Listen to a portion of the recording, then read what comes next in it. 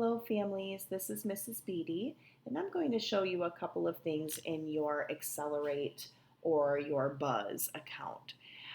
Please keep in mind that teachers are actually brand new to this platform as well, so we'll all be learning together. Um, when you first click on the Courses tab, you should be able to see all of your course cards. For this example, I'm using a sixth grade student's work. So that's why you see the sixth grade keyboarding, sixth grade language arts. But whatever your grade is, you should be able to see your courses on here. When you click on the to-do list, this can be kind of confusing because if you look, like the next thing in line is novel requirements, but it's not due until Thursday. So this is actually arranged by due dates, but it also tells you things that you need to be doing, like working on each day. So even though some of this isn't due until Thursday, it's not due until Friday, you still could be working on it in your 6.5 hour school day. For my students in particular, your first goal is to complete your classroom orientation. That does need to be completed by the end of this week, the entire orientation. So if you click on the activities button, you'll see the landing page where it explains a few things about the course. But when it comes here, it shows you exactly what's up next. So if you click on each of these activities and then mark them complete, it will keep you on track. So that's one thing I wanted to show you.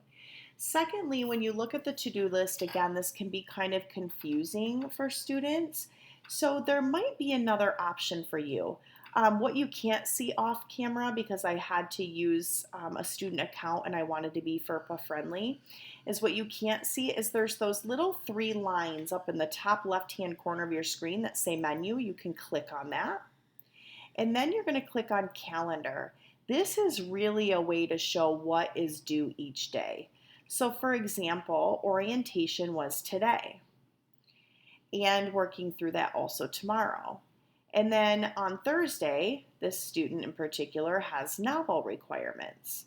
Friday, novel requirements quiz, what is science, whole numbers. So as you can see, it's going to take a little bit of time to start working through this stuff, but not every day has 6 lessons in it. Once you start getting going, then yes, you'll see that each day will have more lessons, and you should have at least 6 per day.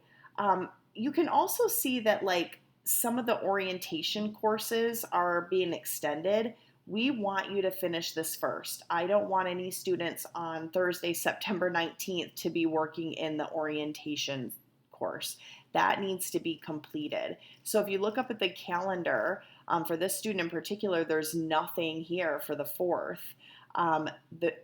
That means that orientation really needs to be focused on and completed on the 4th. So we really want you to complete that orientation first, and then all of those orientations will be dropped from the schedule once you complete it. If you don't end up completing something on a particular day, it's going to go to your next day's to-do list. So that's why it's really important that you keep pace, because if you look at the to-do list, this kind of shows you when things are due. I would work through these. If it is in your 6.5 hour day, you still have time in your day, I would start to work through these because some of them are not just 1-day lessons. There are some courses that will only have a couple of lessons per week, so you want to be working through that. But what I like to look at is I like to look at the calendar.